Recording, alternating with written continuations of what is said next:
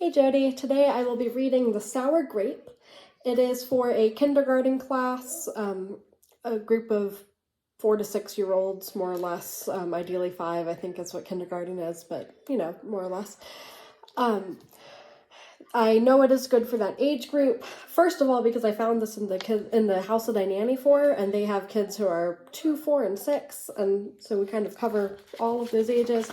And then when I go in here, I can see that it says it is good for children ages 4 to 8, and kindergarten just kind of falls in the middle of that when you're thinking of the kindergarten range. So that's kind of why I chose kindergarten, I guess.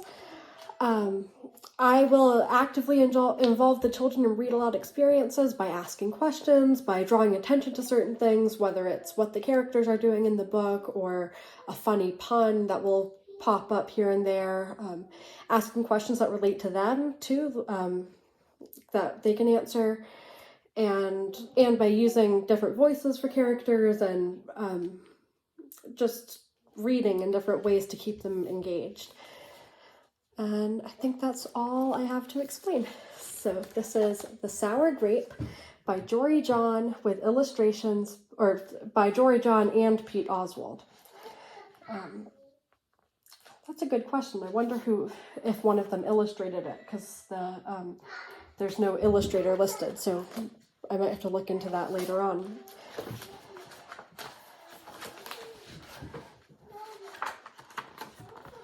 I am a grape, a sour grape. Grrr. If somebody upsets me, I'll remember it. If somebody wrongs me, I won't forget it. If somebody insults me, I'll never ignore it. Nope.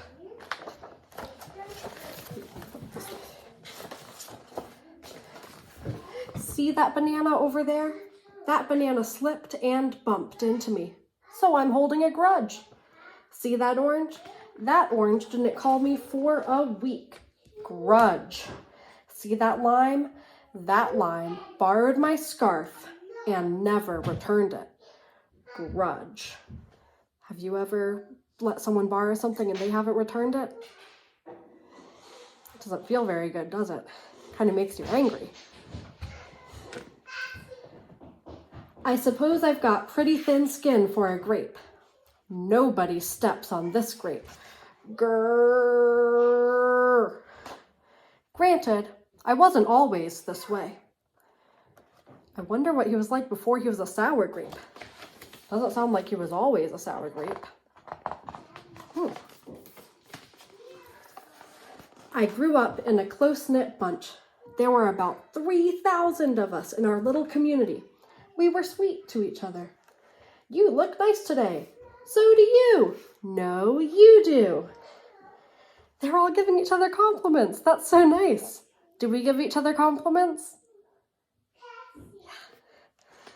We all lived on a vine. Sure, it was a bit claustrophobic, especially when we were trying to get ready in the morning. Are you done in there? Come on! But my family was ripe with humor, goodwill, and warmth. We did our best with what we had. Are you going to finish that? My grandparents visited us on the weekends. We'd stroll in the sun and they'd teach us what they knew. Grandparents are the best. Do your grandparents visit often? Or is there anyone who's like a grandparent figure in your life? They said that it takes a bunch to raise a seed. They said that good grapes roll their own way in life. They told us to be kind, forgiving, considerate, and grateful. Or grateful, my grandpa said with a wink. Above all, no matter what life throws at you, and there will be a lot, try to stay sweet, my grandma said. Indeed, we said in response. And for a while, I was the sweetest of the sweet. I said please. I said thank you. I brushed aside life's little annoyances. I knew how good I had it. We say please and thank you too. Yeah, just like the little grape. Oops. Haha, no problem at all. You just squirted mustard on the grape, and the grape said no problem. That's okay. It was an accident, right? We have those moments in class too. But then, one day, something changed in me. Ooh, I wonder what changed. What made him go from sweet to sour?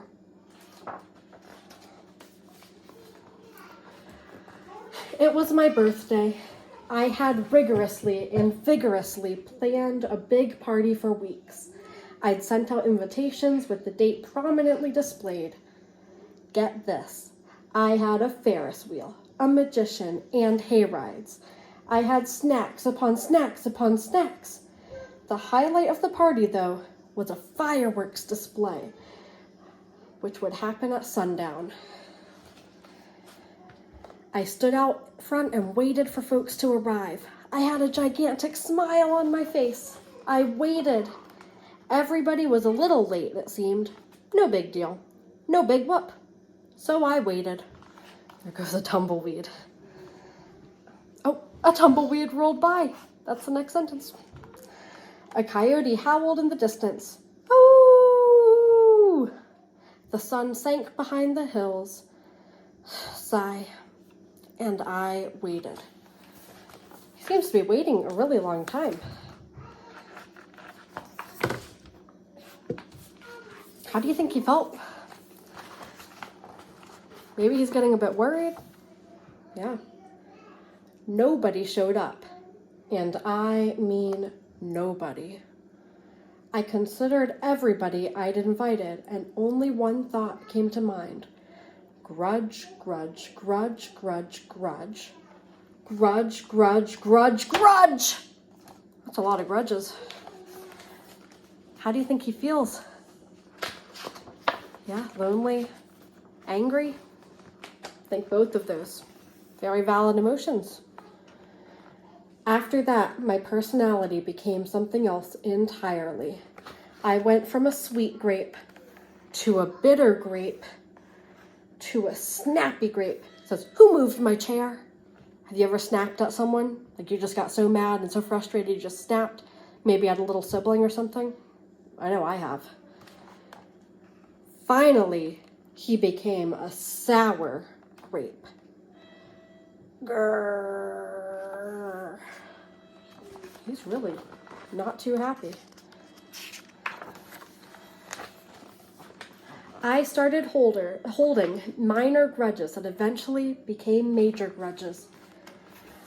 Why don't you watch where you're going? Look, he got all tied up. The banana was walking the dog and he got all tied up and he fell.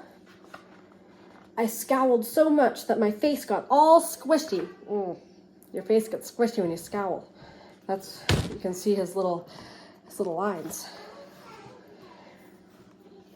You know what? Don't even bother calling me back. Wow. I took my grumpiness out on others. Are you ever going to return my scarf? The lime looks kind of scared. And that's just how it's been. Day after day, week after week, month after month, grudge after grudge. What, have you ever felt like a sour grape? What makes you feel like a sour grape? Yeah, maybe someone takes a toy or you don't get to do something that you really wanted to do. Well, let's see what happens next. But something happened recently that changed my thinking. Wonder what happened. I was getting ready to meet up with my friend Lenny, the only fellow I know who's as sour as I am. Lenny and I usually go to the park where we sit on a bench and rant about stuff. But just as I was heading out the door, I bumped my knee. Oof. After I bandaged myself up, I discovered I had a flat tire. Oh no. Then I missed the bus, and the next bus was late. Oh, and look, he got drenched in water. He says, "Wah!" He's pretty upset because the bus drove by. Finally, I got off at the wrong stop. Sheesh! He got off at the wrong stop and there's a scary dog barking at him. By the time I arrived at the park, it was getting dark. Lenny was fuming and furious, with a frown and a furrowed forehead. His face looked all squishy. We agreed to meet at exactly 4 o'clock. You're 3 hours late. That's what Lenny said. Wow. Look at the grape's face. He seems kind of surprised. I tried to explain why I was so tardy, but Lenny wouldn't listen. He'd already made up his mind. He'd formed a huge grudge, and he wouldn't budge. I couldn't believe it. How unfair, I thought. How ridiculous, I thought. How similar to the way I would react.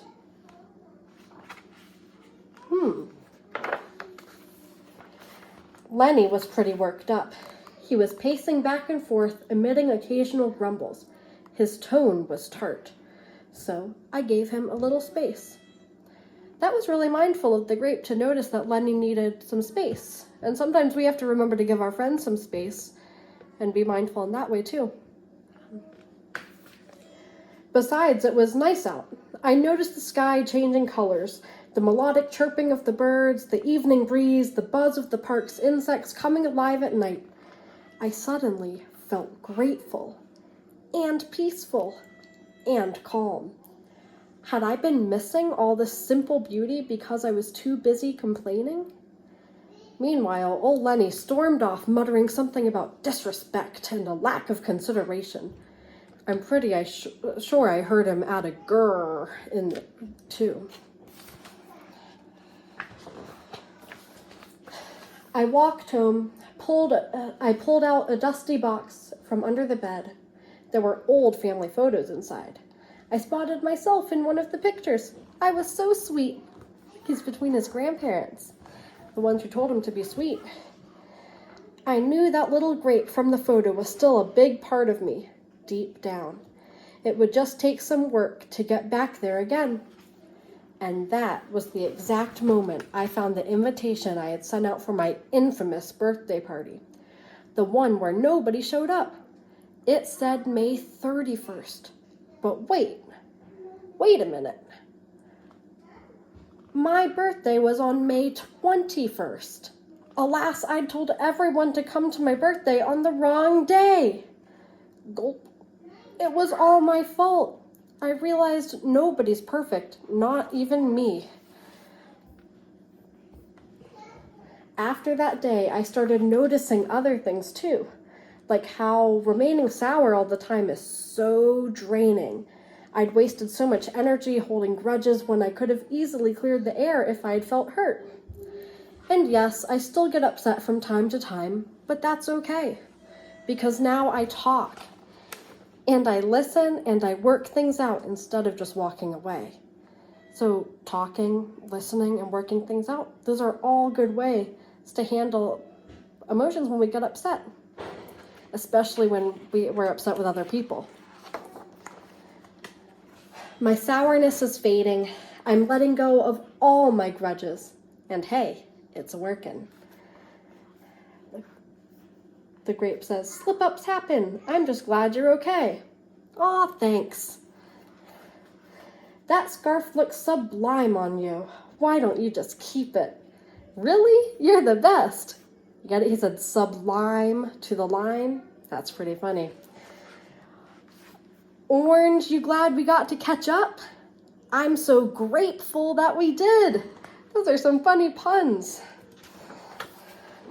Sure, sometimes I still let out a little grrr when I'm frustrated. Like this. Grrr. But then I move on.